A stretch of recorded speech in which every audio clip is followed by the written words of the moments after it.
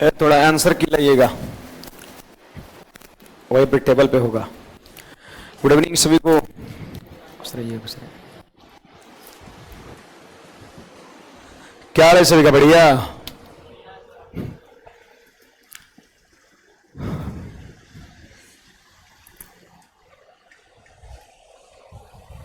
चलिए आंसर मिलाइएगा ना, जल्दी जल्दी मिलाइए फटाफट।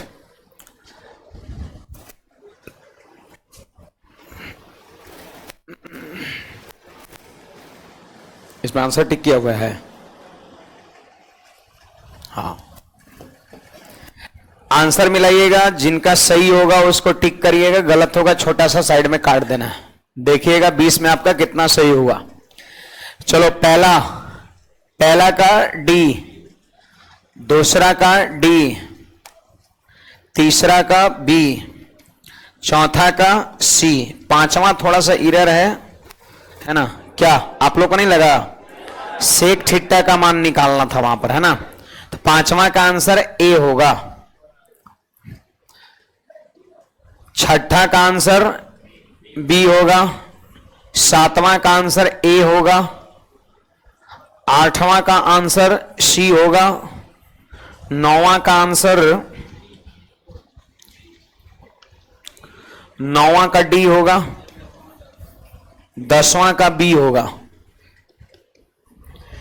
11वां का ए होगा, 12वां का डी होगा, 13वां का ए होगा,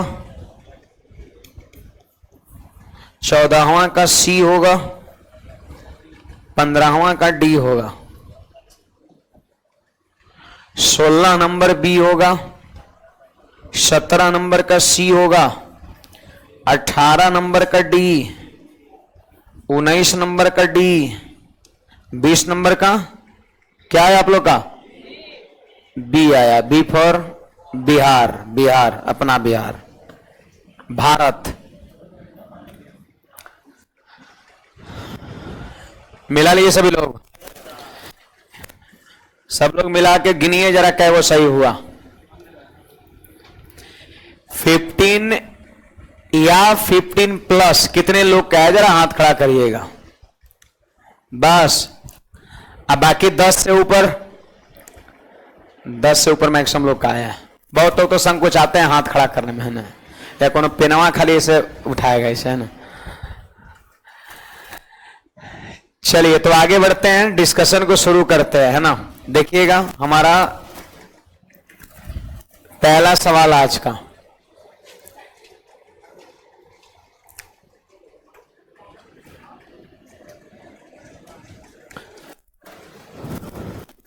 ऑनलाइन वाले विद्यार्थी भी ध्यान दीजिए इधर।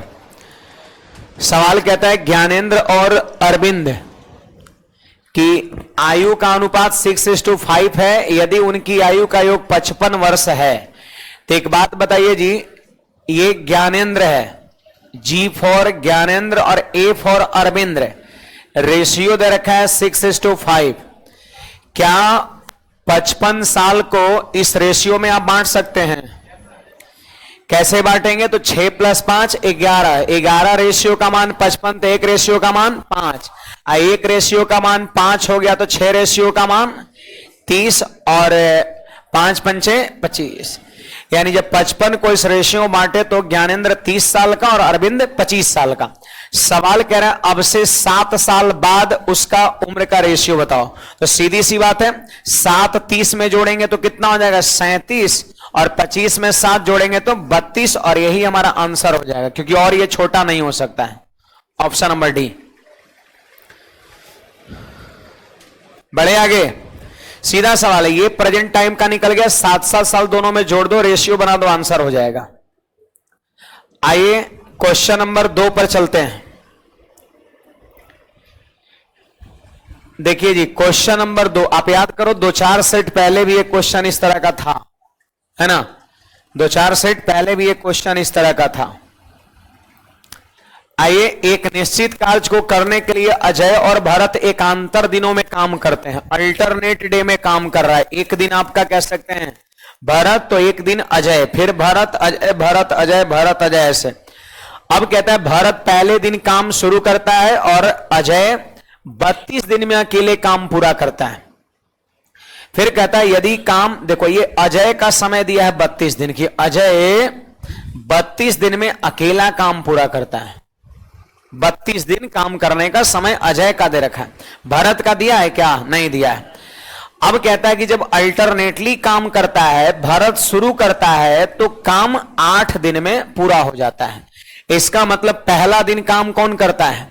बोलो भरत, दूसरा दिन अजय, फिर भरत अजय, भरत अजय, भरत अजय। ये कै दिन तक चलता है? 8 दिन तक चलता है। साफ बोल रहा है कि अल्टरनेटली काम करता है तो 8 दिन में काम पूरा हो जाता है। अब सोचिए पहला दिन भरत शुरू करेगा तो अगला दिन कौन आएगा? अजय, भरत अजय, भरत अजय, ऐसा ऐसा कै दिन? 8 दिन तक। इसका मतलब साफ है कि भरत किया कै दिन काम? 4 दिन काम, और अजय भी किया कै दिन? 4 दिन काम किया। 8 दिन में समझो 4 दिन भरत और 4 दिन अजय करेगा आपका। अब देखिए अजय 32 दिन में पूरा काम कंप्लीट कर सकता है। पूरा काम कितना भाग है? 1 भाग है, जिसको अजय कर सकता है 32 दिन में। तो एक बात बताओ, पूरे काम को 32 दिन में कर सकता है जबकि अजय कई दिन काम किया है? तो कहोगे सर 4 दिन काम किया, तो 4 दिन में कितना काम करेगा? 4/32। 1 दिन में काम करेगा 1/32, तो 4 दिन में कितना काम करेगा? 4/32। 32 दिन मौका दीजिए, अजय पूरा काम निपटा देगा, लेकिन 4 ही दिन वो करबे किया है काम। अजय सिर्फ 4 दिन काम किया है। तो आप ही बताइए ना कि 1 दिन का काम 1/32, तो 4 दिन का काम कितना? 4/32। मतलब समझो कि 1/8 काम कौन किया है? अजय किया है। तो इसका अर्थ साफ है कि जब 1/8 काम अजय किया है तो जाहिर सी बात है 7/8 काम, 7/8 काम कौन किया है? भरत किया है। सीधी सी बात है, शेष काम दूसरा आदमी भरत करेगा। तो सवाल कहता है कि भरत अकेला उस काम का 7 गुना, जैसे कोई भी काम कै भाग होता है? 1 भाग, लेकिन सवाल कहता है कि काम का 7 गुना कै दिन में पूरा करेगा, यानी 7 भाग कै दिन में पूरा करेगा। आपसे पूछ रहे हैं, काम होता है अपने आप में 1 भाग, 7 भाग कितना दिन में पूरा करेगा? कौन? भरत। तो इस पे ध्यान दो, 7 काम कै दिन में पूरा करेगा? तो 8वां जाके 4 में गुना होगा तो 8 चौके 32 दिन 7 काम का समय। आंसर हो जाएगा डायरेक्ट, नहीं हो जाएगा। अगर 1 काम का कहता ना तो 8 चौके 32/7 हो जाता। सवाल करे 7 काम करने में कितना समय लगेगा, है ना? तो 8, देखो 4 दिन में इतना काम, तो 7 काम करने में कितना समय? तो 8 जाके इसमें गुना हुआ, 8 चौके 32 दिन। 7 काम करने में 32 दिन, हमारा आंसर हो गया। 7 काम का काहे निकाल रहे हैं? तो यहां 7 गुना बोल रहा है, हो गया। और क्या?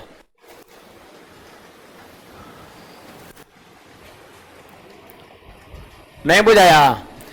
अल्टरनेटली काम कर रहा, 8 दिन में काम खत्म आने। 4 दिन भरत, 4 दिन अजय, तो अजय का 1 दिन का काम 1/32, 4 दिन का काम 4/32, यानी 1/8 काम अजय किया, तो 7/8 काम बचा हुआ कौन किया? भरत। कै दिन में? 4 दिन में। तो इतना काम 4 दिन में। सवाल कह रहा है कि 7 गुना काम कै दिन में खत्म, यानी 7 काम कै दिन में। तो 8वां जाके यहां गुना हो जाएगा, 8 चौके 32 दिन, आंसर हो जाएगा। चलो आगे बढ़ते हैं। ये हमारा नेक्स्ट क्वेश्चन है, क्वेश्चन नंबर 3। सभी लोग ध्यान दीजिएगा, वो अल्टरनेट वाले का बढ़िया सवाल है, ध्यान रखना है। पीछे वाला जो बताएं हम, कहता है x ग्रेटर देन 0, मतलब क्या? x पॉजिटिव है, x का मान माइनस में नहीं होगा आपका। अब देखो सवाल में क्या दिया है? सवाल में दिया है x⁴ प्लस 1/x⁴ का मान 254 दिया है। सीखिए कितना पर मान दिया है? कितना पावर पे मान दिया है? पावर 4 पे दिया हुआ है। आधा पावर कितना होगा? 2 ना, 2 होगा। तो सीखिए कि अगर आधे पावर पे मान लिखना हो तो क्या करेंगे? देखो बीच में साइन यहां क्या है? प्लस, तो यहां पर हम 254 और प्लस 2 करके वर्गमूल करेंगे। बोलो कितना? 16 हो गया। फिर एक बार बढ़िए, फिर देखो x + 1/x, फिर बोलो इसका आधा पावर हुआ कि नहीं हुआ? आधा पावर, बीच में साइन क्या है? तो ध्यान रखिएगा, आधा पावर पे मान लिखना हो और बीच में साइन प्लस हो तो प्लस 2 करके वर्गमूल करते हैं। बोलिए कितना हो गया? 16 2 18। 18 का मतलब होता 9 गुना 2, 9 बाहर निकल जाएगा 3 बन करके और 3√2 हो जाएगा। सही बात है। तो ये मान निकल गया किसका? x प्लस 1/x का निकल गया। तो सीखिए, कभी कभी तो इतने खाली पूछता है, पावर 4 पर मान दे देगा और पूछ देगा पावर 1 पर कितना होगा। तो क्या नियम है? 4 पर दिया है, आधा 2 पर निकालना है तो इसमें 2 जोड़ के वर्गमूल, फिर 2 का आधा 1, पावर 1 पर मान निकालना है तो फिर इसमें 2 जोड़ के वर्गमूल।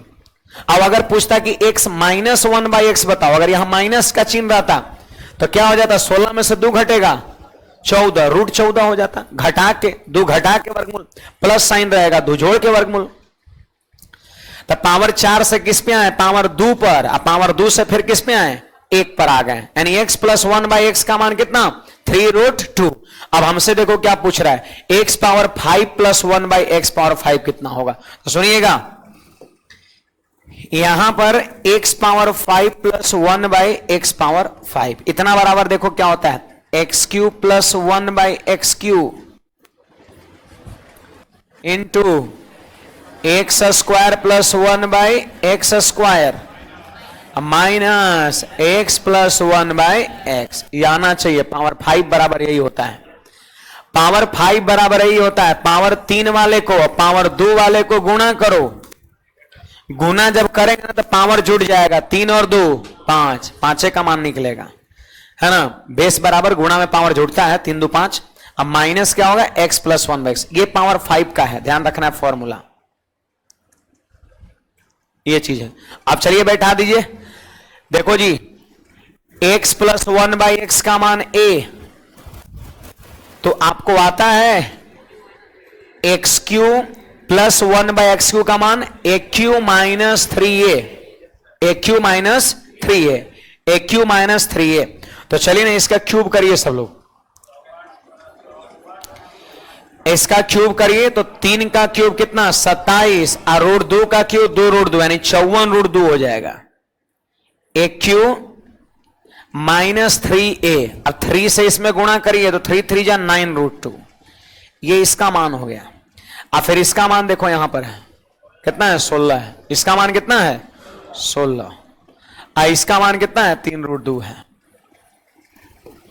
बोलिए 54 में से 9 घटेगा 45√2।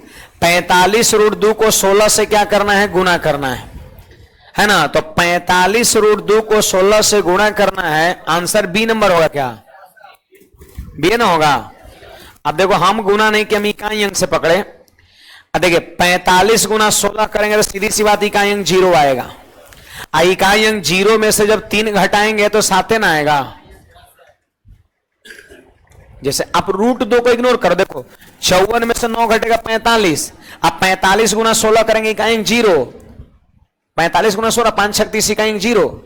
इकाई अंक 0 में से 3 जब घटाएंगे तो क्या होगा? 10 में से 3 घटा 7 ना आएगा यहां पर, तो 7 नहीं है ये वाला। बाकी और कहीं 7 है इस जगह पर? नहीं है। तो गुना करने से बच जाएंगे हम।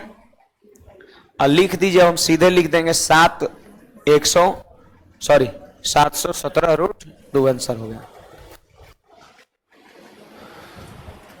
तो पावर 4 से पावर 2 पर आए, फिर पावर 1 पर आए। अब पावर 5 पर मान पूछता है तो ये होता है। अब पावर 3 का देखो फॉर्मूला होता है aq माइनस 3a, तो इसका क्यूब किए तो आया 54√2।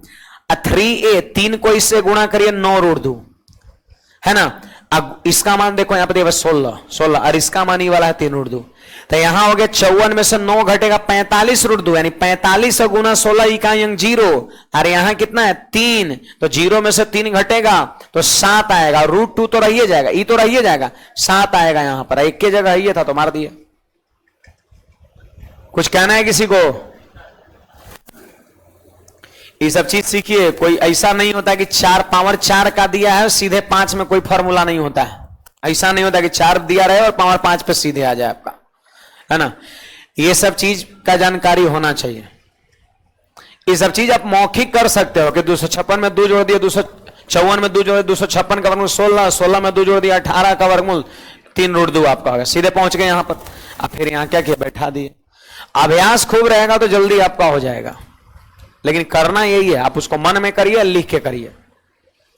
चलिए 4 नंबर सवाल पर आइएगा सभी लोग।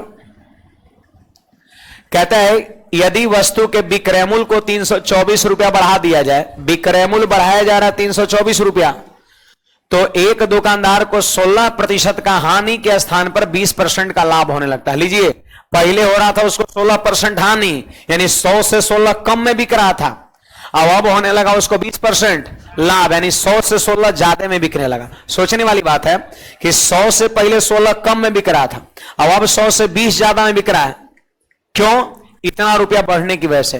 तो आप बताओ प्रतिशत कितना बढ़ा? 36 बढ़ा। क्या 36 बढ़ा? पहले 100 से 16 कम था, अब 100 से 20 ज्यादा हो गया, तो 16 अब 20 पूरा 36 बढ़ गया आपका। सही बात है। ऐसे भी एगो हानि है, एगो लाभ, उल्टा रहे ना तो जोड़ देते हैं, है ना। 36% का वृद्धि हुआ इतना रुपया बढ़ने से, मतलब 324 रुपया जो है ना वो 36% का मान है। तो 36 से भाग दिए तो 1% का मान निकल गया। सवाल कहता है क्रयमूल्य बताओ, क्रयमूल्य वस्तु का क्या परसेंट? 100%। तो 100 से हम क्या करेंगे? गुणा कर देंगे, हमारा सीपी निकल जाएगा। तो जहां तक हमें लग रहा है इससे कट रहा है 9 बार में, तो 900 आंसर हो गया। नहीं, 9 6 54 इकाई 4। पहले 16% हानि हो रहा था, अब जैसे ही 324 रुपए ज्यादा मिला 20% लाभ होने लगा, तो उछाल जानते हैं सीधे 36% का हो गया। 16 बढ़ा तो क्रयमूल्य के बराबर, फिर 20 बढ़ा, 36% बराबर इतना, इसलिए क्रयमूल्य 100 इक्वल टू व्हाट। देखिए ये हमारा नेक्स्ट क्वेश्चन में थोड़ा सा एरर है, ये लोग छोड़ दिया है। यहां पर होना चाहिए, जानते हैं, यहां पे होना चाहिए ऐसे सेक थीटा होना चाहिए। क्वेश्चन यहां पर सेक थीटा किसके बराबर है? कंडीशन लगा दिए कि थीटा का मान 0 के बराबर नहीं होना चाहिए।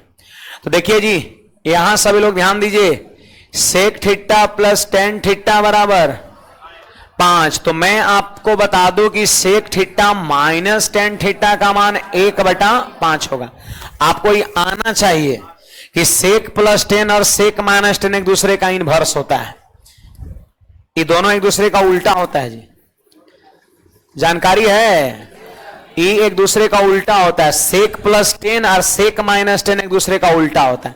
एक और बात, कॉसेक प्लस कॉट और कॉसेक माइनस कॉट, ये भी एक दूसरे का उल्टा होता है, ये जानकारी होना चाहिए। इससे फायदा क्या है? तो ये 5 दिया है तो सट से लिख दीजिएगा 1/5, उलट के लिख देना है 1/5, क्योंकि उल्टा होता है। अब दोनों समीकरण को जोड़ दो तो 10 खत्म, सेक और सेक जुटेगा 2 सेक थीटा, और इधर क्या आ जाएगा 5 + 1/5 हो गया। तो सवाल कहता है सेक थीटा का मान बताओ, 2 आ जाएगा नीचे 1/2 और यहां पे 5 + 1/5। ऐसा ही ऑप्शन है, ऑप्शन नंबर ए हो जाएगा। नहीं बताइए, सेक प्लस 10 का इनवर्स क्या होता है? सेक माइनस 10, याद रखना उल्टा। अगर 10 है तो 1/10, 15 है तो 1/15, 2/3 है तो 3/2 हो जाएगा। एक और मैंने क्या बताया, कॉसेक प्लस कॉट का इनवर्स, कॉसेक प्लस कॉट का inverse, cosec minus cot, sec plus 10 का inverse, sec minus 10, cosec plus cot का इनवर्स, कॉसेक माइनस कॉट। ये सब याद रखना है, इस पे सवाल बहुत बनता है, बहुत इंपॉर्टेंट है ये आना चाहिए आपको कि उल्टा होता है। जैसा कि ऑप्शन है तो यहां पर भिन्न का जोड़ नहीं जोड़ लेना है, ऑप्शन को देखते हुए काम करना। ऑप्शन में भिन्न का जोड़ नहीं जोड़ा, इसी छोड़ दिया है। आइए सवाल संख्या 6 पर आइएगा सभी लोग, क्या कहता है? देखिए जी, यहां पर क्या है, 3 ठो आपका सक्सेसिव डिस्काउंट है और तीनों का एक इक्विवेलेंट डिस्काउंट आपसे पूछा जा रहा है ना।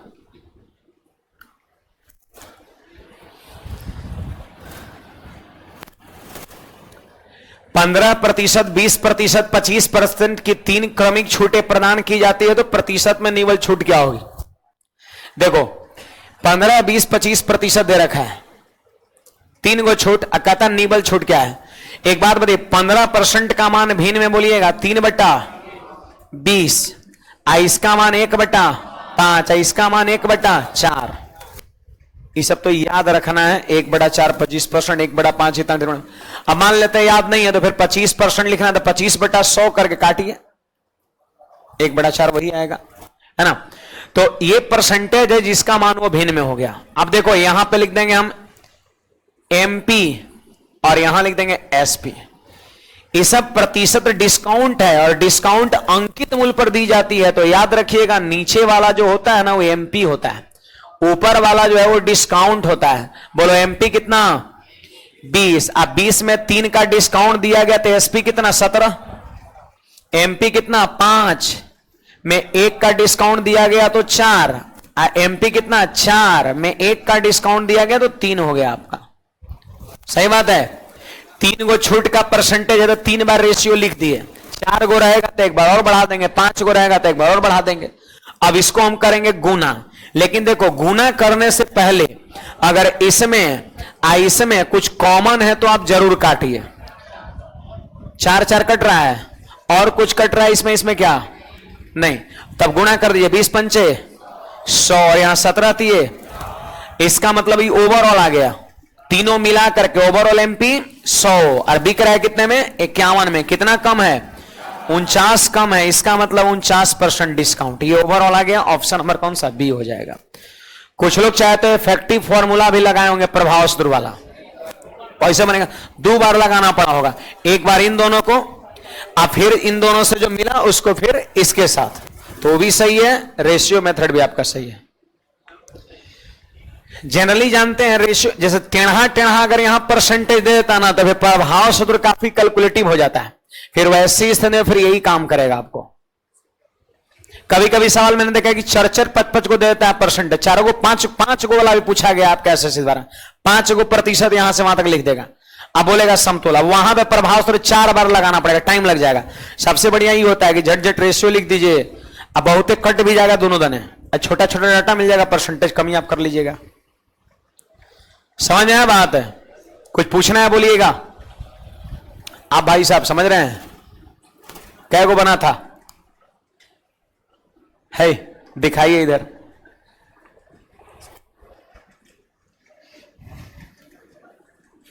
दस बोले कि 16 बोले आप? अच्छा 10 बोले। ये सब टिक किया हुआ है जो सही था। 1 2 3 4 5 6 7 8 9 10। ठीक है, बहुत बढ़िया। मेहनत करिए और उसको बढ़ाइए। हाँ इनका टिक किया हुआ लंबा लंबा ऐसे ऐसे मारा हुआ था 10 जगह। सही है। देखिए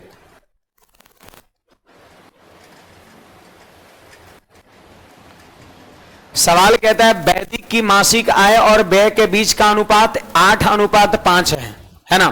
देखिए ये वैदिक है और इसका इनकम और ये एक्सपेंडिचर है। तो देखो यहां पे हम लिख दिए इनकम, यहां पर हो गया एक्सपेंडिचर और यहां पे हो गया आपका सेविंग हो गया। बोलो इनकम कितना है 8, एक्सपेंडिचर कितना 5, सेविंग कितना 3। 8 में 5 खर्च कर रही है। अच्छा वैदिक रहा है, लड़का का नाम है। अच्छा जो भी है उस पर सोचने से क्या फायदा है ना। सेविंग यहां पर 3 हो गया आपका। अब देखिए जी क्या कहता है, यदि उसकी आय में 20% की वृद्धि होती है, यदि उसकी आय में 20% का वृद्धि होता है तो बोलो इनकम 8 है और 8 में 20% का वृद्धि होता है तो गुना करेंगे हम +20 से। वृद्धि हो रहा है ना तो +20 से गुणा कर देंगे। बराबर इनकम बराबर क्या होता है खर्च प्लस बचत। व्यय में 30% का वृद्धि होता है तो 5 गुना में +30। कहता है बचत में क्या वृद्धि या कमी होगा तो 3 और गुना में इसे x कर दिए। देखिए आपको ये चीज की जानकारी है, ये पता है कि इनकम बराबर क्या होता है एक्सपेंडिचर प्लस सेविंग, आय बराबर खर्च प्लस बचत, पता है सबको। तो देखिए बढ़ा हुआ खर्च अब प्लस बढ़ा हुआ बचत जब कर देंगे तो बढ़ा हुआ इनकम हो जाएगा, है ना। आप चाहे तो 120, 130 और 100 + x भी करके बना सकते हैं, लेकिन जब ऐसा ही 20-30 से आ रहा है तो फिर ये आसान है। बोलिए 20 × 8 160 और 30 पंचे तो 150 जाके 160 में घटेगा 10 अब बटा 3, तो x का मान हो गया 10/3 यानी 3.1/3%। x का मान प्लस साइन के साथ आया तो क्या कहलाएगा? वृद्धि। ऑप्शन नंबर ए हो जाएगा। तो देखिए 3 चीज है, आमदनी, खर्च, बचत। ये सवाल बहुत पूछता है, 3 गो में कौनो 2 गो में वृद्धि कमी का प्रतिशत दे देगा और तीसरा में आपसे पूछेगा तो बड़ा सटीक है। ऐसे आप सिर्फ इतना ही तो सिर्फ लिखना है। ई वाला तो है ही है वहां पे दिया हुआ, 8 गुना प्लस 20 बराबर 5 गुना प्लस 30। अब बचत कितना हो गया? 3। अब करेक्ट कितना बचत में कितना वृद्धि? 10x। अब सोल्व करिए, 160 में से 150 घटा 10/3 यानी 3.3। क्या आया x का मान? प्लस में कि माइनस में? प्लस में, तो आंसर होगा वृद्धि। और माइनस में आता तो फिर क्या होता? कमी हो जाता आपका। कुछ विद्यार्थी 100 मान के या फिर उसको 8 का कोई मल्टीपल मान के बनाए होंगे आप, 800 500 या 80 50, है ना? वैसे भी क्लियर कर सकते हैं।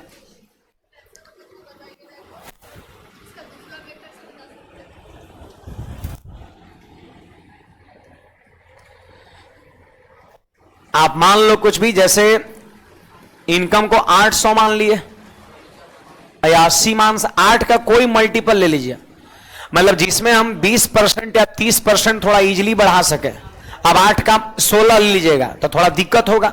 आंसर तो सब पर आएगा, आंसर तो नहीं ऐसे भी आएगा, नहीं बढ़ाइएगा तो भी आएगा आपका। तो थोड़ा सुविधा के लिए हम कर लिए ऐसे 80, यहां कर लिए कितना? 50, यहां कर लिए कितना? 30 कर लिए। ठीक है, जानबूझ के 10 का मल्टीपल ले लिए। ये हो गया पहले वाला। अब कहता है कि इनकम 20% से बढ़ाना है, तो इसका 10% का मान कितना? 8। 20% का मान 16, तो 16 बढ़ाएंगे तो 96 हो जाएगा। कहता है खर्च को 30% से बढ़ाना है, तो 10% का मान 5, 30% का मान 15, 65 हो गया। 96 नया वाला इनकम और नया वाला खर्चा 65, तो 96 में से 65 घटाइए 31 हो गया। यानी बचत कितना हो गया? 31। अब पहले का बचत कितना? 30। तो ये तो कहता है कि बचत में कितने परसेंट का वृद्धि हुआ, तो बोले बढ़ा कितना? 1 बटा 30 और गुना में 100। 1 जीरो ऊपर नीचे कट गया, 10/3 को 3.3% वृद्धि। ऐसे भी कर सकते हैं। कुछ कहना है बोलिएगा। चलिए सवाल संख्या 8।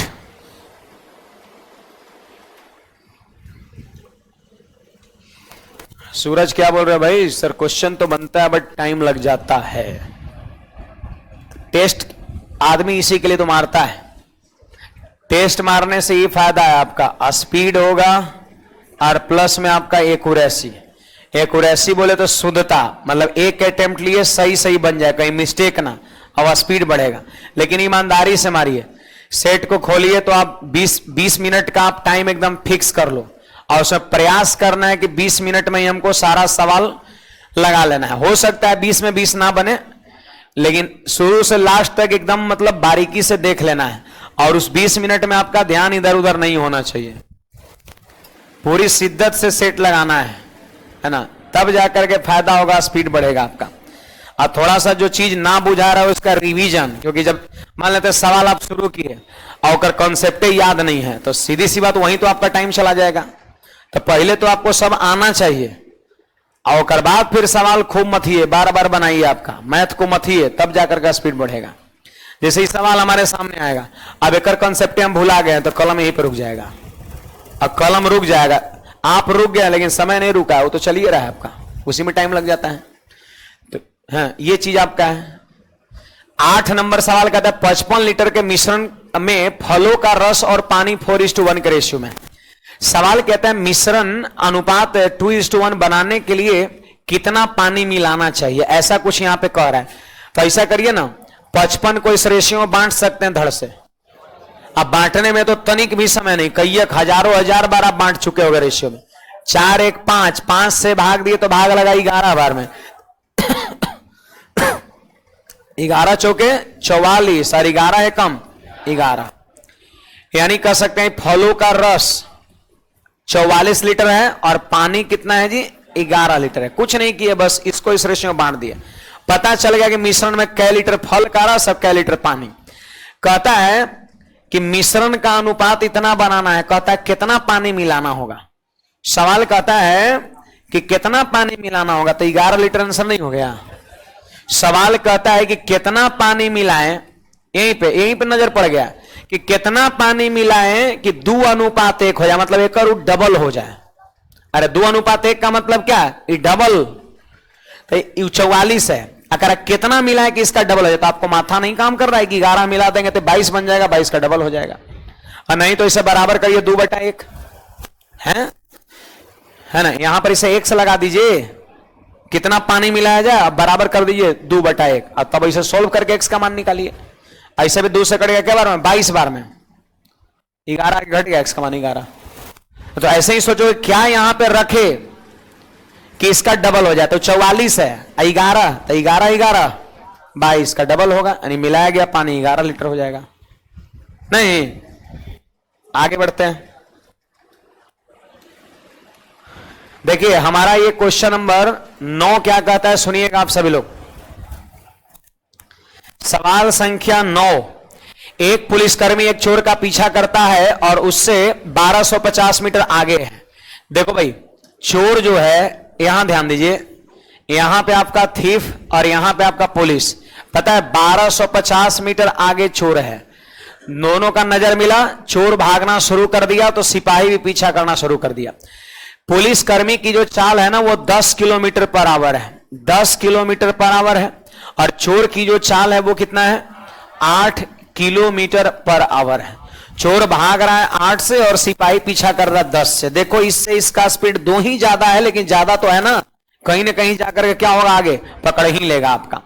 सवाल करे पुलिसकर्मी द्वारा पकड़े जाने से पहले चोर द्वारा तय की गई दूरी कितना है। लो भाई, अब बताइए, पकड़ाएगा तो चोर कहीं आगे ना, यहीं पे मान लेते हैं पकड़ा गया, यही बिंदु पकड़ा गया, तो कह रहे चोर द्वारा तय की गई दूरी बताओ। मतलब ये वाला डिस्टेंस आपसे क्या करता है, पूछता है। चोर यहां था और यहां से भागा और यहां पकड़ा गया, तो चोर द्वारा तय की गई दूरी यही ना है, बोलिए सुनो। तो दूरी बराबर क्या होगा, चाल गुना समय, चाल गुना समय। एक चीज देखो, चोर द्वारा दौड़ी गई दूरी कि सिपाही द्वारा दौड़ी गई दूरी, चोर द्वारा। सिपाही द्वारा दौड़ी गई दूरी तो यहां से यहां तक होता, आज चोर द्वारा दौड़ी गई दूरी तो ये होगा, तो दोनों दूरी अलग अलग ना है। तो ध्यान रखना है कि दूरी किसका पूछ रहा है। अगर चोर की दूरी पूछेगा तो चाल हम चोर का लेंगे, अगर पुलिस की दूरी पूछेगा तो चाल हम किसका लेंगे, पुलिस का लेंगे। हाँ याद रखना है। तो चोर द्वारा तय की गई दूरी तो चोर की चाल, बोलो चोर की चाल कितना, 8। अब गुना पकड़ने में लगा समय, समय कि आखिर कितना देर में पकड़ा गया, तो बोलिए समय बराबर क्या होता है, दूरी बटा, तो दूरी कितना था दोनों के बीच, 1250। और डायरेक्शन दोनों का क्या है, सेम, तो स्पीड क्या होगा, घटेगा। तो यहां पे हो जाएगा 10 - 8, 2 हो जाएगा। कुछ लोग यूनिट को लेकर के परेशान होते हैं, नहीं होना है, देखो मैं बता रहा हूं, नहीं होना है। सुनिए, ये है 8 किलोमीटर पर आवर, और 10 - 8 ये भी तो है किलोमीटर पर आवर, तो ये वाला किलोमीटर पर आवर, ये वाला किलोमीटर पर आवर कट गया, मतलब यूनिट बदलने का कोई जरूरत है नहीं है, ये वाला मीटर का मीटर रह जाएगा।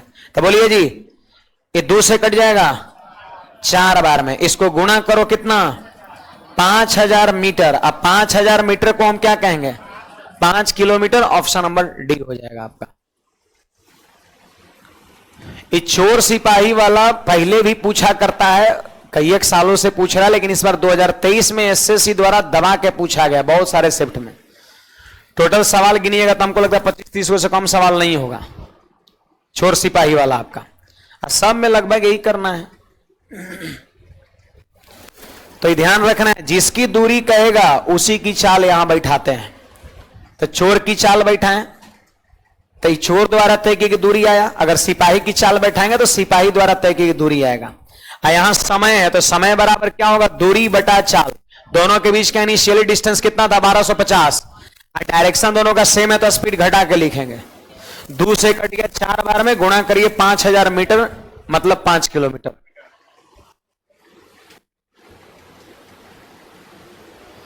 कुछ पूछना है इसमें किसी को, बोलिएगा।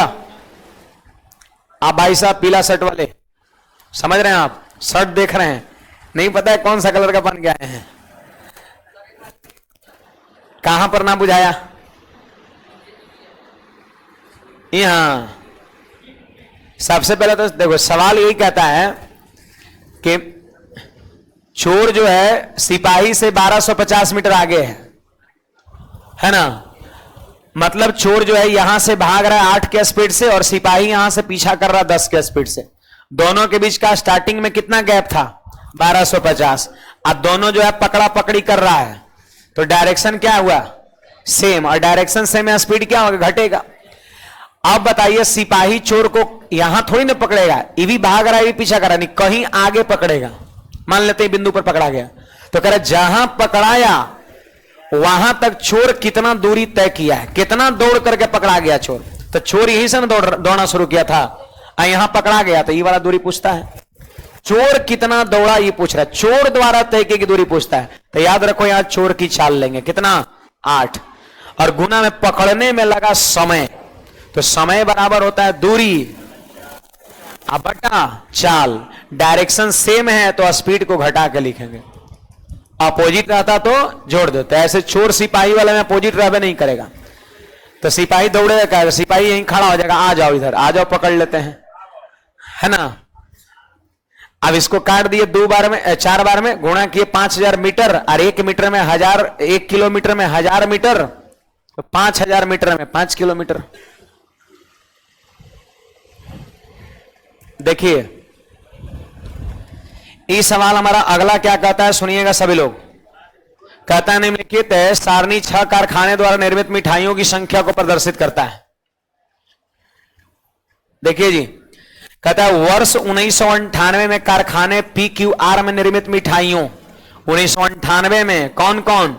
PQR। चलिए जोड़ लीजिए ना, टोटल मिठाई कितना हुआ? तो ई तीनों को बस जोड़ना तो है और तो कुछ नहीं करना है। 568 हो गया, जोड़ सकते हैं सब लोग।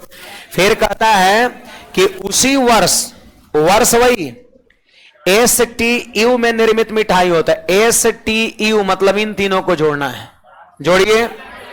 499। अब सब यही आंसर हो गया। सवाल करे रेशियो कितना होगा, मतलब ये कटेगा नहीं, यही आपका आंसर हो जाएगा, है ना। DI आसान होता है, DI जो है ना रेलवे SSC सब का कोई लेवल नहीं होता है, बस दिखेगा साइज बड़ा, आप ईमानदारी से पढ़िए सवाल हो जाएगा और तुरंत हो जाता है। आगे बढ़िएगा। 11 number formula AQ plus BQ का पता है। देखो AQ प्लस BQ का फॉर्मूला होता है A प्लस B और इंटू में होता है A square plus B square minus का AB होता है। तो यही फॉर्मूला पर ये सवाल टूट रहा है। देखिए ना, साफ तो दिख रहा है AQ प्लस BQ, है ना। तो देखो क्या हो जाएगा यहां पर A प्लस B यानी sine alpha plus cos alpha, A plus B और इंटू A स्क्वायर अब प्लस B स्क्वायर, अब माइनस में AB यानी sine alpha into cos alpha. और नीचे में क्या दिया है? नीचे में दिया है sine alpha plus cos alpha. Option तो दिख गया जी, ये नंबर नहीं, इससे ही क्या हो गया? कट गया। अब बोलिए sine square plus cos square का मान 1। अब माइनस में ज्यों कहते हैं उतार दीजिए, 1 minus sine alpha into cos alpha. Answer हो गया ऑप्शन नंबर ए। सीधी सी बात है। AQ प्लस BQ तो लिखे A प्लस B, वहीं काट दिए इसको, फिर A square plus B square, तो इसका मान 1 minus AB, 1 minus sine alpha into cos alpha. ये फॉर्मूला आप सभी को याद रखना है।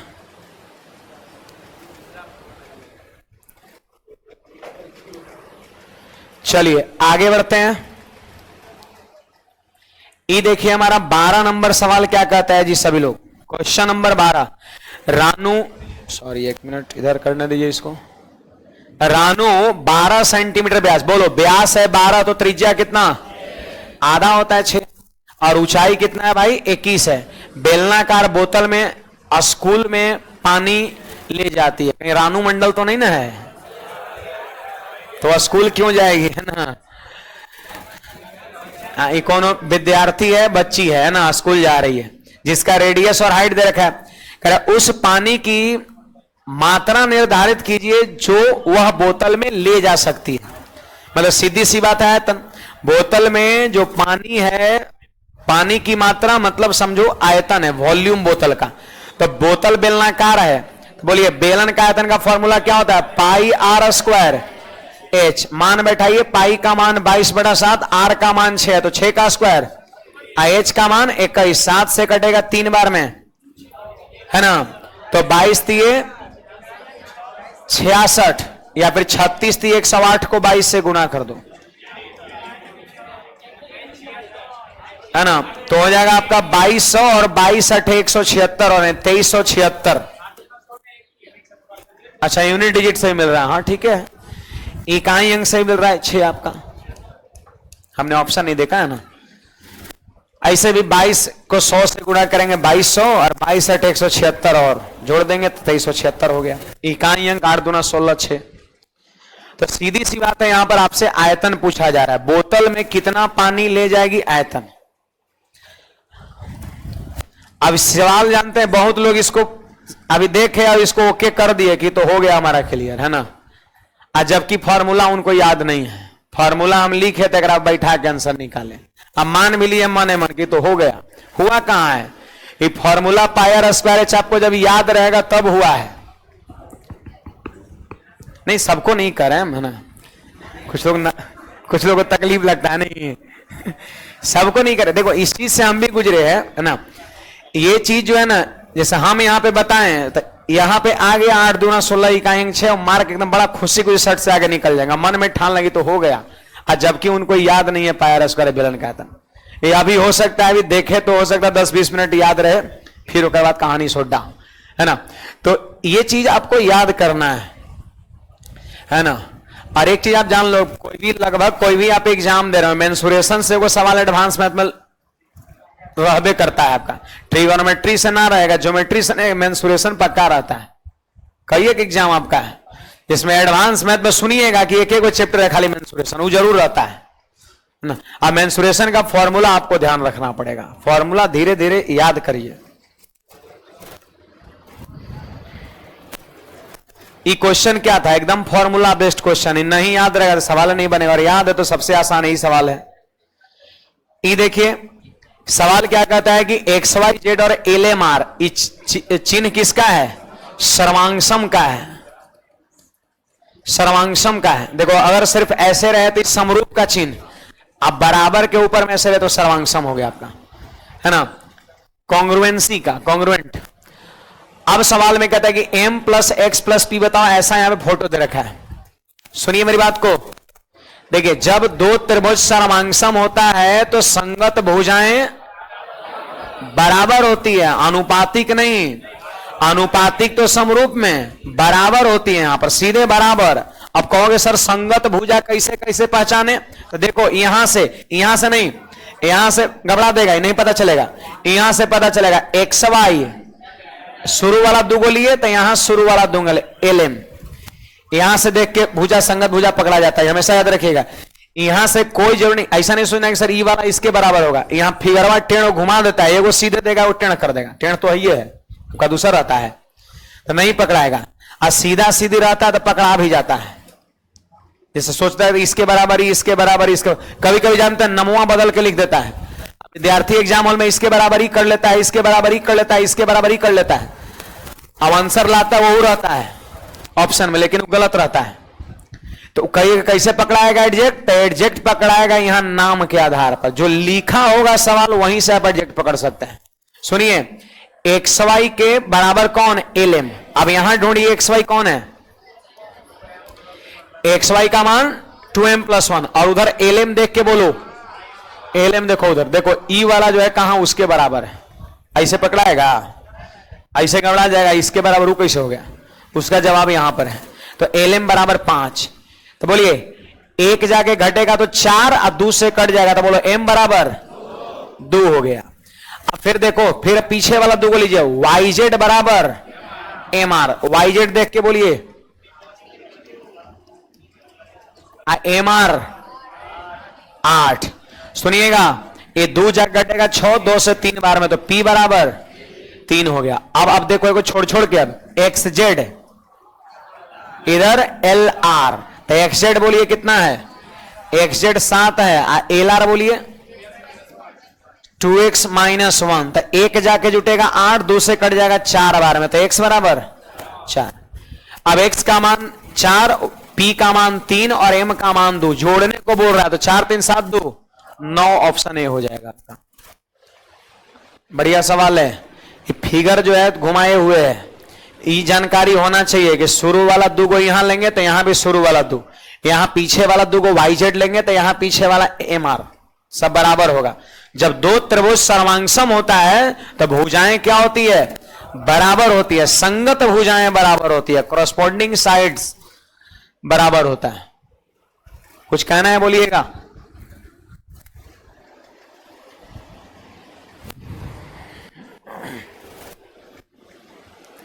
चलिए आइए 14 नंबर सवाल पे सब लोग आइए, देखिए क्या कहता है। हमें तो लगता है कि फॉर्मूला है जी, देखो a cube minus b cube minus 3a square b plus 3ab square, पता है ए माइनस बी का होल क्यूब है, ए माइनस बी के होल क्यूब का फॉर्मूला है a cube minus b cube minus 3a square b plus 3ab square formula है। तो ये जो पूछ रहा है उतना बराबर क्या होगा, ए माइनस बी का होल क्यूब, बोलो ए का मान 17 और बी का मान 13, तो 17 में से 13 घटेगा, 4 का क्यूब 64, प्लस वाला आंसर होगा प्लस 64। ये फॉर्मूला है ए माइनस बी के होल क्यू का, तो ये सब याद रखना है, a cube minus b cube minus 3a square b plus 3ab square. चलिए ई सवाल यहां पर देखिए 15 नंबर क्या कहता है, सभी लोग कहता है यदि एक वृत्त का क्षेत्रफल 616 है तो त्रिज्या कितना होगा, 14, त्रिज्या 14 होगा, 14 हो गया, 14 इधर से 5, तो 196 में से 25 घटाइए, ये वाला होगा आंसर हो गया आपका। देखिए वृत्त का क्षेत्रफल है 616, तो पाई आर स्क्वायर बराबर 600, तो आर का मान कितना होगा, 14 होगा। अब कैसे आएगा, तो पाई का मान 22/7 रखे काटिए, और न तो कुछ कुछ डाटा हम दे रहे हैं, इसको रट लीजिए, जो बहुत आता है, हाँ ये बहुत आता है। देखो यहां पर है त्रिज्या, यहां पर है 2 पाई आर परिधि, और यहां है पाई आर स्क्वायर क्षेत्रफल, है ना। ये डटवे रट लेना है, जैसा हम 616 देख के सीधे 14 बोले, है ना, परिधि क्या कहता है 88 बोलेंगे, है ना। देखो त्रिज्या जब 7 रहे तो परिधि 44 और क्षेत्रफल 154 होता है, त्रिज्या जब 14 रहे तो 88 और 616 होता है, फिर यहां पर अगर 21 रहे तो आपका कितना 132 और यहां पर 1386 होता है। बस इतने 3 डाटा, त्रिज्या 7 पर, त्रिज्या 14 पर और त्रिज्या 21 पर परिधि का मान और क्षेत्रफल का मान रट लेंगे, रट्टा मार लेना है। क्या है, तो ई वाला जो डाटा हम लिखे हैं ना, ये आपको सर्किल का 10 को क्वेश्चन बनाइए, ओकरा में मान के चलिए 6 गो 7 गो में यही डाटा आपको दिख जाएगा। ये रहता है, कभी क्षेत्रफल से डाटा मैच करेगा, कभी परिमाप से डाटा मैच करेगा, कभी त्रिज्या से डाटा मैच करेगा। अभी देखो क्षेत्रफल कितना दिया था सवाल में, 616, तो हम त्रिज्या सीधे याद था बोल दिए 14, अदरवाइज फिर निकालना पड़ेगा आपको पायर स्क्वायर करके। तो ये हो सके तो आप याद कर लीजिएगा, है ना। आइए अब सवाल क्या है, देखो ये सर्किल है, त्रिज्या निकल गया, कहता है कि जीवा XY है जिसका मान 10 है। देखो जीवा है XY जिसकी लंबाई है 10, आई हो गया केंद्र बिंदु, यह त्रिज्या कितना 14। तो सवाल कहता है कि केंद्र से जीवा पे डाले गए लंब की लंबाई बताओ कितना होगा। आपको इस बात की जानकारी है कि जब हम केंद्र बिंदु से जीवा पे लंब डालते हैं तो 2 बराबर पार्ट में बढ़ जाता है। आई बात समझ में। आप हमको बताइए कि जब हम लंब डालेंगे तो 2 बराबर पार्ट में बढ़ जाएगा, सही बात है।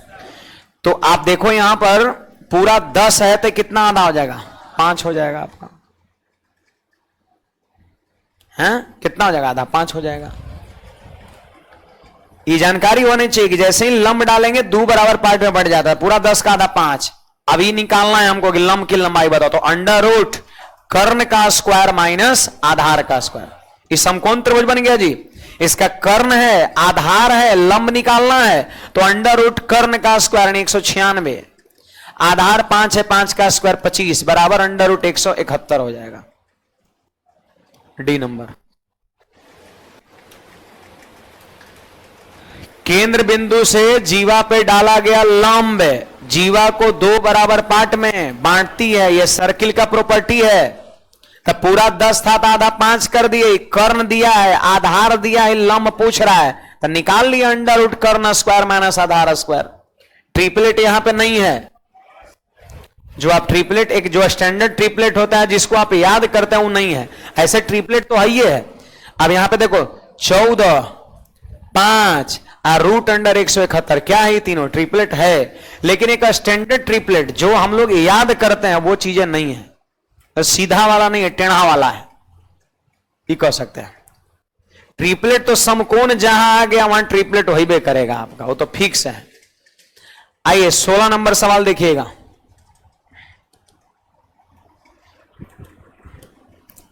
कहता है एक व्यक्ति 3 साल के लिए 500 रुपया और 5 साल के लिए 650 रुपया और 7 साल के लिए 1250 रुपए जमा किए, ऐसा बोल रहा है जी। और टोटल साधारण ब्याज कितना आया? 1620। तो कह रहा रेट बताओ, रेट कहीं दिया था? नहीं दिया था। तो साधारण ब्याज टोटल देखो दिया है 1620 रुपया, इधर लिख दिए। अब इधर भी साधारण ब्याज लिखना होगा आपको। तो साधारण ब्याज का बेसिक फॉर्मूला क्या होता है? मूलधन गुने समय गुना दर बटा 100। तो देखिए मूलधन कितना है? 500 और समय कितना है? 3 आपका है। तो देखिए यहां पे हो जाएगा 500 और गुणा में 3 और गुणा में R% प्लस परसेंट न लिखते तो बटा 100 लिखते, हम परसेंटेज छोड़ दिए, आपकी इच्छा। मूलधन गुणे समय गुना दर बटा 100, बटा 100 नहीं परसेंटेज छोड़ दिए, आपकी इच्छा, हम लिख भी सकते हैं। देखिए इसके बाद अगला मूलधन कितना है? 650 रुपया और समय कै साल है? 5 साल है और R% यहां भी लिख दिए। फिर अगला वाला मूलधन कितना है? 1250, कै साल? 7 साल और फिर R% हो गया। अब सुनिए जी, ये परसेंट से 2 जीरो कट गया, ऐसा होता है, ऊपर में ऊपर परसेंट से 2 जीरो खत्म। फिर देखो ये परसेंट से 1 जीरो खत्म हुआ, एक और जीरो ना है तो यहीं पर 1 अंक के पहले डेसिमल बैठा दिए। परसेंट से कै जीरो कटेगा? 2 जीरो, तो 1 जीरो था काटे और 1 जीरो ना है तो 1 अंक के पहले डेसिमल बैठा दिए। परसेंट से 1 जीरो काटे और 1 अंक के पहले डेसिमल बैठा दिए। चलिए अब बताइए 5 दिए कितना? 15R, 6 × 30 और 2.5 32 R, तब 15 और 32.5 कितना? 47.5 है, 47.5 R। अब बरसे तो 84 और 3.5 87, अब 47.5 और 87.5, तब आधा दे देंगे तो 88 हो जाएगा। अब 88 और 47 जोड़ दीजिए, कितना हो जाएगा? 135 है, 135 हो गया। तो 135 R बराबर हो जाएगा 1620 हो जाएगा आपका। अब पूरा पूरा कट जाएगा 12 बार में, तो लीजिए 12% हो गया। वही है मूलधन गुणे समय गुना दर बटा 100, मूलधन गुणे समय गुना दर बटा 100, मूलधन गुणे समय, ये भी ब्याज ब्याज ब्याज सब जोड़ दिए बराबर टोटल ब्याज 1620। आर का मान निकाल लिए,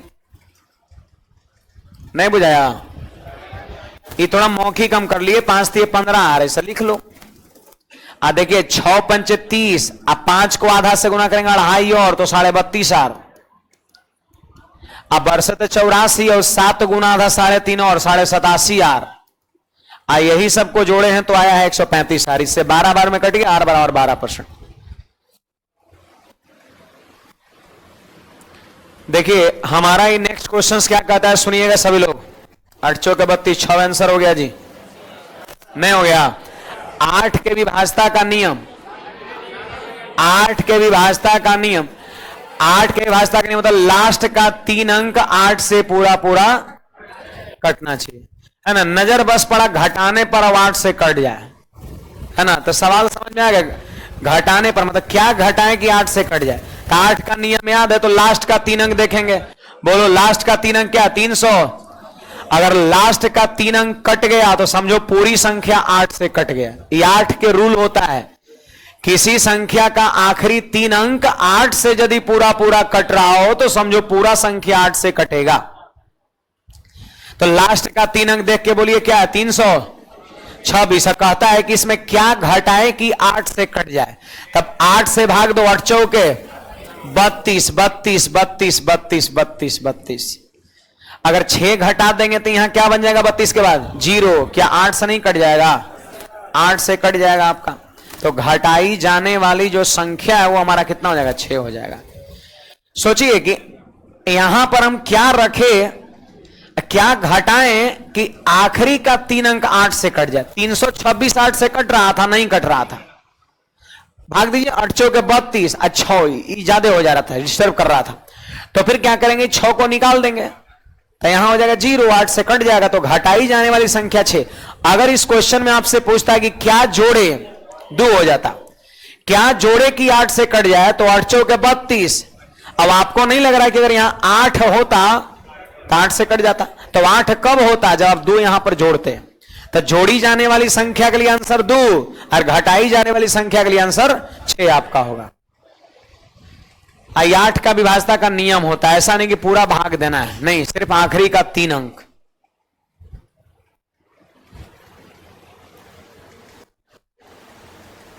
चलो आगे बढ़ते हैं। यहां पर ध्यान दीजिएगा जी, सवाल क्या कहता है? एक दुकानदार एक वस्तु पर खरीदारों के लिए लिखित छोटी योजनाओं ऑफर करता है। देखिए इस तरह का भी क्वेश्चंस खूब देखने को मिल रहा है। पहला नंबर क्या है? 4 गो स्कीम है, 1 2 3 4। अगर किस योजना में विक्रय मूल्य अधिकतम होगा? किस योजना में विक्रय मूल्य अधिकतम होगा? देखिए विक्रय मूल्य अधिकतम होगा इसका मतलब बिकेगा ज्यादा में। तब बिकेगा ज्यादा में कब? जब डिस्काउंट मिलेगा कम।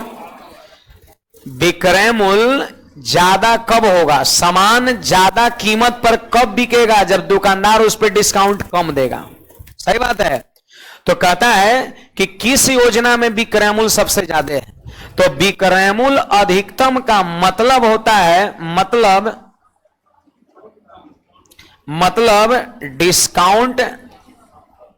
डिस्काउंट मिनिमम आपका। जितने कम कोई छूट देगा ना उतने ज्यादा में सामान बिकेगा, और ज्यादा छूट देगा तो कम में बिकेगा, है ना बात है। तो कहते हैं किस योजना में सबसे ज्यादा विक्रय मूल्य होगा? तो आप देखोगे डिस्काउंट सबसे कम कहां पर है। चारों में जहां डिस्काउंट सबसे कम होगा वही योजना आपका सही हो जाएगा। मिनिमम डिस्काउंट निकालना है तो सुनिए जी, 15% की 2 क्रमिक छूट, तो सक्सेसिव लगा दो। कितना? 15 प्लस 15 माइनस 15 गुना 15/100। तो 15 15 225 में 100 से भाग देंगे 2.25। 30 में से 2.25 भाग देंगे तो 27.75%। निकाल लिया। अब इसका निकालेंगे 25% के बाद 5%। तो यहां देखो 25 और 5 30 माइनस 25 गुना 5/100, ये हो जाएगा 1.25। 25 5 30 में से इसको घटाएंगे तो 28.75%। अब हम 3 नंबर का निकालेंगे तो 25% और 10%, तो 25 और प्लस 10, अब माइनस 25 गुना 10/100, ये 2.5 हो गया। अब बोले 25 और 10, ये तो बहुत ज्यादा हो गया, ये 32.5 हो गया ऊपर वाला। हाँ 4 नंबर में क्या है? 30% है। तो सोचिए पहला योजना में डिस्काउंट है 27.75%, दूसरे वाले में 28.75, तीसरे वाले में 32.5 और चौथे वाले में एक वही है 30%। तो सबसे कम कहां छूट मिला? यहां पे ना। तो सबसे कम अगर छूट मिल रहा है तो समझो सामान सबसे ज्यादा में यही बिक रहा है। तो योजना 1 हमारा आंसर हो जाएगा ऑप्शन नंबर डी। आई फॉर्मूला होता है समतुल्य छूट निकालने का। ए और बी 2 को दिया है ना, ए है बी है, समतुल्य छूट निकालना है तो a plus b minus a b by 100, a plus b minus a b by 100 होता है। खैर ये ऐसा ही दिख रहा था ये दुगो कि 25 और 10 सीधे ही 35 हो जाएगा, और ये 30 है, और सबसे कम 27 28 यही छोटा होगा आपका। ऐसे नहीं जुड़ने में 35 हो गया, 35 में से इधर कितना घटेगा तो 27 तक थोड़ी ना पहुंचेगा। दो को निकालना पड़ेगा, शुरू वाला दो को शुरू वाला निकालना पड़ेगा। इसके बाद ये ऐसा ही पता चल जा रहा है कि 25 10 35 ही बहुत आगे और 30 भी आगे। सबसे कम वाला कौन होगा? यही होगा 27 वाला। आई सब थोड़ा कैलकुलेशन में गति लाइए, ये सब फास्ट करिए। देखिए 19 नंबर सवाल क्या कहता है, सुनिएगा सभी लोग।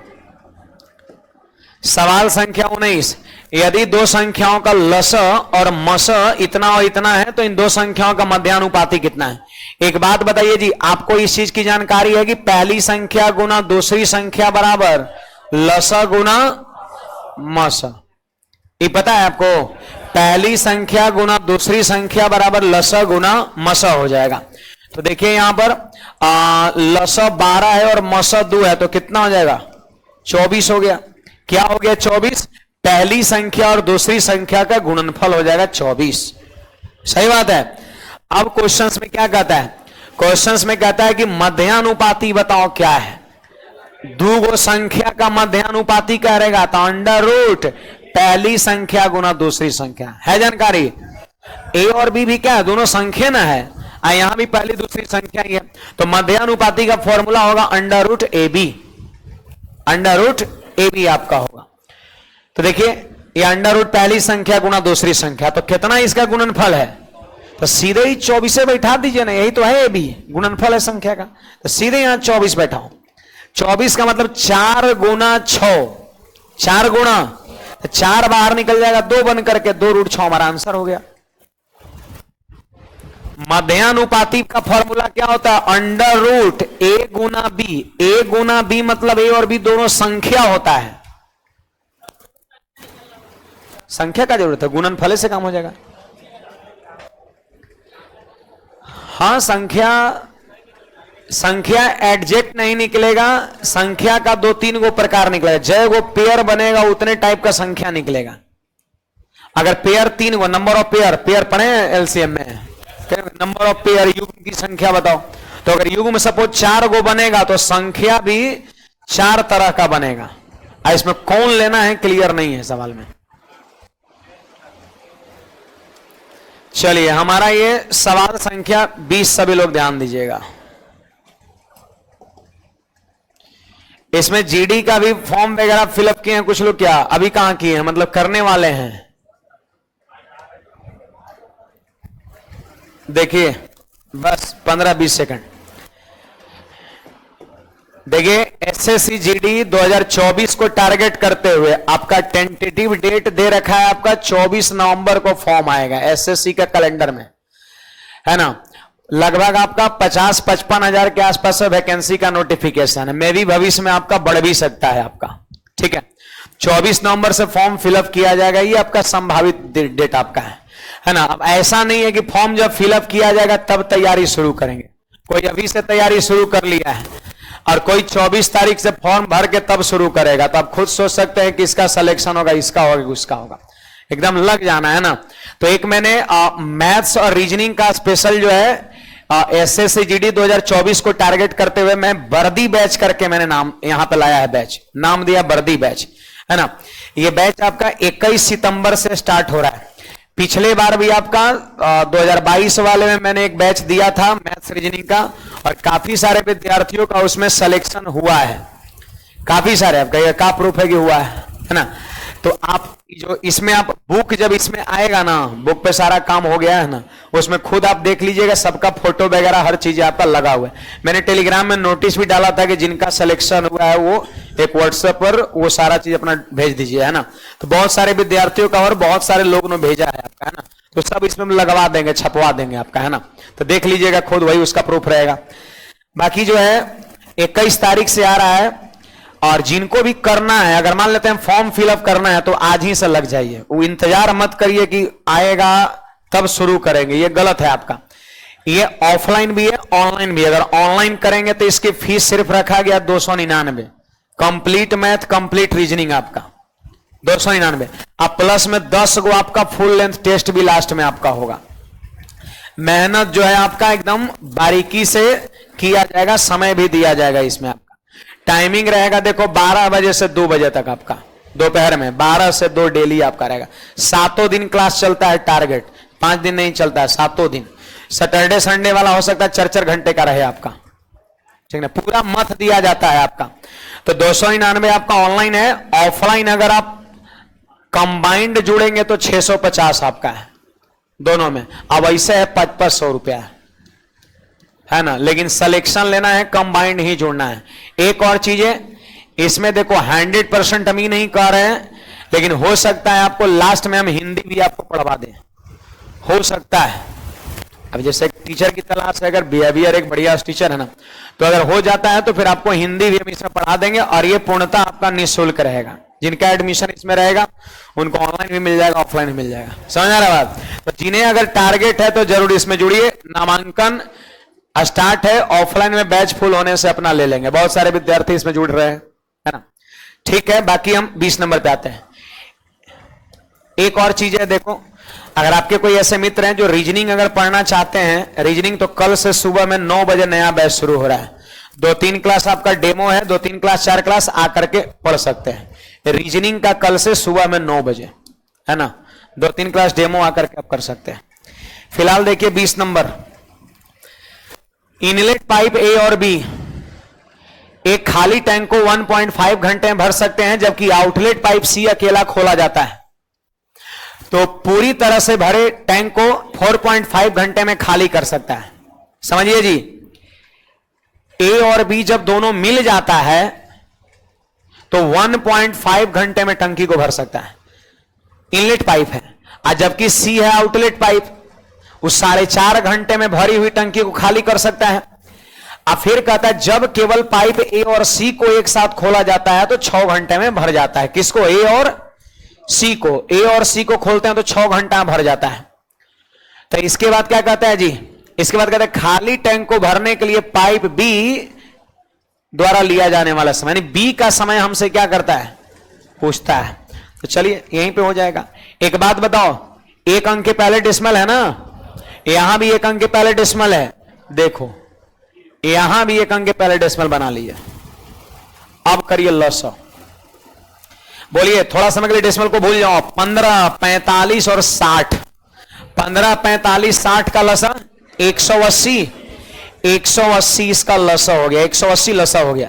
लेकिन यहां 1 अंक के पहले डेसिमल, यहां 1 अंक के पहले डेसिमल, यहां 1 अंक के पहले डेसिमल, तो यहां भी 1 अंक के पहले डेसिमल, यानी ओवरऑल फाइनली 1.5, 4.5 और 6 का लसा 18 होगा।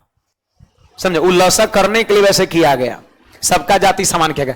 चलिए इससे आप भाग दीजिए तो सीधे 12 बार में, इससे भाग दीजिए तो माइनस का 4, इनलेट है आउटलेट है, और 60 से भाग दीजिए प्लस का 3 हो जाएगा। अब सुनिएगा जी, यहां पर सब लोग ध्यान दीजिए, बोलो सी का इफिशिएंसी है -4। जरा सोचिए, सोचिए कितना में -4 करे कि 3 बचेगा। आपसे पूछ रहे हैं कि कितना में 4 घटाएं कि 3 बचेगा, तो आप कहोगे सर 7 में, तो ए का इफिशिएंसी आ गया 7, नहीं आ गया। ए का सी खाली करे वाला है, जिसका नेचर क्या 4 भाग खाली करना। तो कितना में 4 घटाएं कि +3 बचे, 7। ए का इफिशिएंसी 7 और दोनों का कितना है 12, तो बी का 5 हो गया। अब बी का समय हमसे पूछता है, तो टोटल वर्क 18 में बी का इफिशिएंसी 5 से क्या करेंगे, भाग कर देंगे, तो 5 × 15 है ना, 3 घंटा। शेषफल कितना बचा 3/5। मिनट बदलने के लिए 60 से गुणा करेंगे, 5 से 12, 12 12 × 36 मिनट, 3 घंटा 36 मिनट। कहां पर? ऑप्शन आपका बी हो जाएगा। तो फिलहाल जो है आज की सेवा यही समाप्त किया जाए, वापस मिलेंगे अगले क्लास में। गर्ल्स लोग पहले